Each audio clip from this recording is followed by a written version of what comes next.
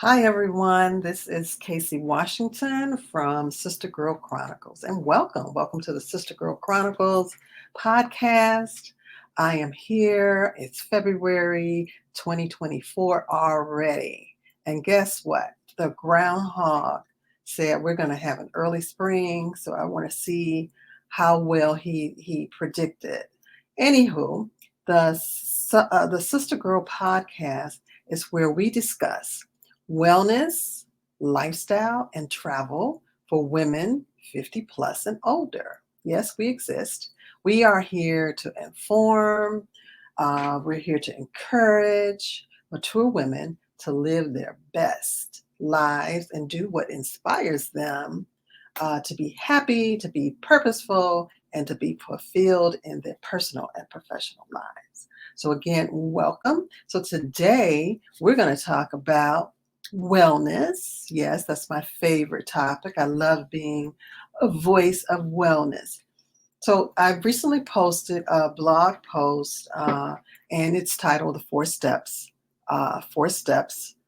to a Journey of Wellness." So I want to talk about it here too for those people who, don't necessarily want to read, but they can still get some tidbits and gain a little knowledge about how they can start their journey to wellness. So, first of all, wellness, it's a buzzword. We're hearing it everywhere, right? We hear, we also hear the buzzword self care. And I've been on that self care train too. But wellness is a bigger issue because there's so many other components to it. And then it's like, how do we obtain wellness to the highest level that we want? It's not easy. It is not. But then some people sometimes confuse health and wellness. There is a difference between the two. But let me tell you, wellness is an active process, right? It's an active process of us trying to improve our existence on different levels. And also wellness is our responsibility. Is my wellness is my responsibility.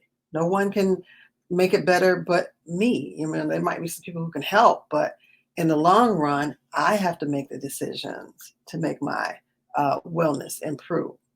I'm gonna take my glasses on and off. Y'all who are over 50, you can see with them and without them. So don't judge me. Don't judge me. So again, many people they'll say, don't forget that self-care is a priority. Yes, it is. Yes, it is. Your wellness is also a priority. It's almost like a higher priority, in my opinion. Might not be in your opinion. And I don't know if you know, but there are like 8 dimensions of wellness, and they all interconnect in our lives. So let me tell you what those are. You've probably heard some of them before. The 8 dimensions of wellness is physical, emotional, financial, spiritual, environmental, occupational, and social. So, of course, physical means about our body, right? Our body. Emotional is really talking about your mind, all right? Intellectual, are you learning new things? Are you doing things to promote your intelligence and keep your mind working, so to speak? Financial is about your money. So we know if your money's funny, then a lot of other things are probably funny, depending on what's going on in your life. Spiritual, your faith, mindfulness. Some people may not believe there's a higher power. That's okay, but there's probably some type of spirituality that you look towards in your life. The sixth one is environmental. Actually, environmental is not just environmental things that are on the outside. People hear about the green spaces. It could be about your living space, and is it comfortable? Is it a good space? Is it clean? Are there is there dust? Do you have allergies? All those kind of things that affect affect you environmentally. Then there's occupational. Occupational is about your work life, your professional life, is it in a good place? Is it something that you're contemplating? Oh, I can't take it anymore. I need to retire. I need to find something else. I'm in that I need to retire space. Yes. Those of you in your 60s, you get it. You get it. And then the last one, social. Social is about those relationships you have, whether it's with family or friends, even coworkers. Social. Are you doing things that make you socially well? And are you going out and socializing with people? Are you an introvert and you're keeping to yourself? So those are the eight: physical, emotional, intellectual, financial, spiritual, environmental, occupational, and social. So now that you know what those are, let's talk a little bit about the wellness journey, or your wellness journey that you're going to start after we talk about this. Uh, First of all, the wellness journey is not an easy journey, because you're trying to make sure all those eight things we talked about are in a good space. And you talk about eight things, something's not going to be in a good space. Um, and the journey, the wellness journey, and I've been on a wellness journey myself. The 2020s have been a little crazy, but I was determined that I'm going to try to be in a good space in all of those dimensions. However, things happen. Like I said, it's a challenge. Just recently, and then people will tell you, well, Cassandra's always talking about wellness. I talk about it all the time, like the voice of wellness. That's me. Yeah. I'm talking about it. I'm trying to get people to understand how it is a priority. But speaking of challenges, so November of 2023, I was on what I call the trip of my life, one of those lifetime trips to to the Galapagos, to Ecuador, and at the time, the last day of the cruise, because it was a wonderful trip, I started to have signs of a retina detachment in my left eye, and I'm in the middle of the Pacific Ocean. So I'm in the middle of the Pacific Ocean, and I'm having these signs of retina detachment, which is a very serious medical emergency if you don't know. But you know, you can do a little Google researching, and you almost need surgery right away. I had to get home, and it took me over a day to get home once we got off the ship, to go to an emergency appointment with my ophthalmologist to check this thing out. Once they determined that it was a retina detachment, I had to have emergency surgery. So again, when you think about dimensions of wellness, already there's a physical, you know, the physical dimension is kind of out of whack. The emotional is out of whack because you're thinking, I might lose my vision. Yeah, so it's a little out of whack. I have to have emergency surgery, so I'm going to be off work for at least a couple of months. There's my occupational dimension of wellness that's out of whack, right? And not necessary. So then you're not getting paid. So then your financial is out of whack, right? My environmental in my own home had to change because my vision was so bad that I could not kind of see around my own house. So all of a sudden, five things are out of whack. But you know, hey, we move on, we heal, things are much better, and the journey continues. The journey continues. So just to say it again, we're all a work in progress. So don't think that, oh my God, I can't do this. Baby steps, y'all. Baby steps. Might not start out with five or six of these dimensions at one time. You can focus on one or two. And we're going to get to that. So let's talk about the steps, some steps, four steps that I want you to think about as you take the time to start your wellness journey. You're going to start your journey, and I want you to think of the word well, Well. So there's four components, each one representing a letter to the word well. We're going to start with W. So W means you're willing to make significant and small changes in your life. You're going to start this journey you're willing to make significant and small changes to your life. The E stands for you're excited about the possibilities of the journey of wellness. L, the first L, I, love yourself first. Wellness ain't going to happen if you don't love yourself. It's just not. And the last L, live life with a purpose, not aimlessly wandering through the earth, wandering through life, right? So you're willing to make significant changes or small changes. You're going to be excited about the possibility of the journey. You're going to love yourself first, and you're going to live life with a purpose. So let's go into the steps a little more. First thing I want you to do, and you can take notes, you can listen to this again, you can take notes. The first thing I want you to do, out of all of those 8 dimensions, I want you to rate each one from a score of 1 to 10, 1 being the lowest, 10 being the highest. 1 meaning it is non-existent in your life, 10 being it's good. I got this. It's good. I got this dimension. So take the time to reflect. Once you see your scores and you've rated everything, what stands out to you?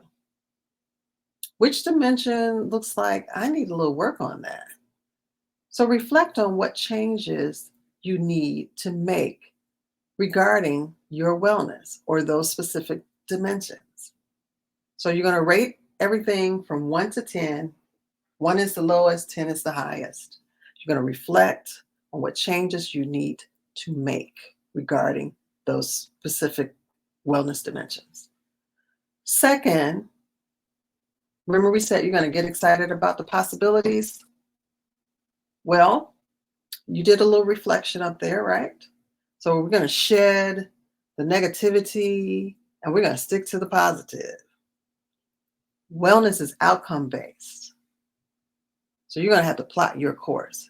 You've already decided which 1 or 2 you're going to work on. So plot your course on how you're going to make changes and what do those changes look like to you. At the end of the day, when you make those changes, what is it? What's the outcome? What is it going to look like in your life? Is it going to make it better? What does better look like? What does better represent to you? So answer those questions in your mind or write it down. It depends on your style. I like to journal stuff, so I don't forget. You know, I'm in my 60s. Everything don't stay up here no more. Sometimes it gets lost back up in there somewhere. And then when you're supposed to be sleeping, you wake up like, oh yeah, that's what I was thinking. Yeah, I should be sleeping, but now I'm thinking about that.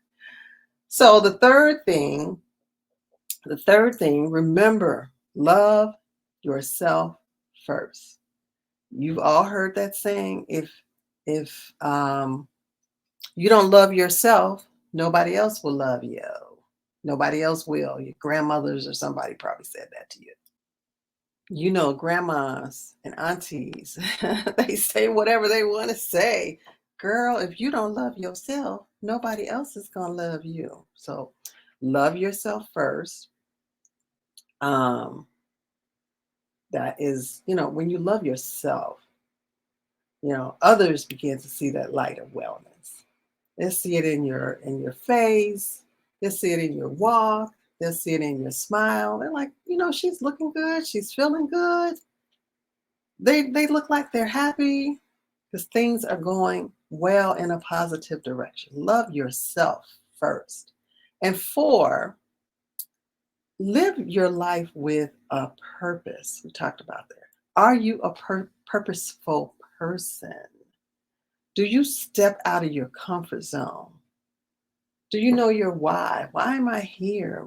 Why am I an accountant? Why am I a teacher? Why am I a lawyer? Why am I a mom? Why am I aunt? What is my why? Why am I here on this earth? Am I here to help people? Am I here to make this world a better place? And when I say world, it doesn't have to be like the whole wide world. It could be your realm of influence with your family, your friends, on your job. Why? What is my why? Right now, my why is to spread the word about wellness. After experiencing some of my own wellness mishaps or snafus or whatever you want to call them, I realized this is something I love. This is like a passion to let people know you got to take care of yourself in a whole lot of ways, but live your life with a purpose. And hey, you're not going to discover that when you're 20 or sometimes when you're not 30. Sometimes it comes later in life when you've gained, certain experiences and wisdom in your life. So live your life with a passion, with a purpose, not necessarily with a passion, but it could be with a passion and a purpose. So those four things, that's your homework. That is your homework. You're going to rate your dimensions. You're going to get excited about the possibilities. You're going to plot that course of your wellness journey. You're going to love yourself first. You're going to let your little light shine. And then you're going to figure out what is that purpose that I can live my life with this purpose and with this passion. So you have homework to do. This is your own homework. You don't have to turn it into anybody. This is your own homework. Hold yourself accountable, right? Because a wellness journey is a process of self-discovery. You're discovering all kind of things about you. Think about those 8 dimensions. That's a lot to discover. When you really sit down and think about it, like physically, I feel like I'm in shape. I feel like I'm feeling good. I haven't gone to the doctor lately and I haven't had any blood drawn. I don't know. Or an example, when I was in Ecuador and we were out in the rainforest doing a 5-hour hike, I went in there thinking, I'm really in shape, y'all. I'm in shape. I can do this. Nobody can tell me anything. 4 hours later, calling Jesus. Okay, who signed me up for this? So I had to do some self-reflection. And again, illnesses with the retinal detachment, self-reflection, financial stuff, self-reflection. It is a process of self-discovery. So just, I want you to reflect and discover. Reflect and discover. So that's a lot about wellness for today. Those 4 steps are meant to get you started on your journey. It's a process. It's not an event. It's going to take time. It may take you longer than you expected. But once you get things rolling and you figure out what's good for you and what works for you, you will feel so much better. That's it for today. Our February 2024 Sustah-Girl Chronicles podcast. And I hope that you've gained some knowledge. I hope it's something that you can use and apply in your life. And I will see you soon. Have a great day.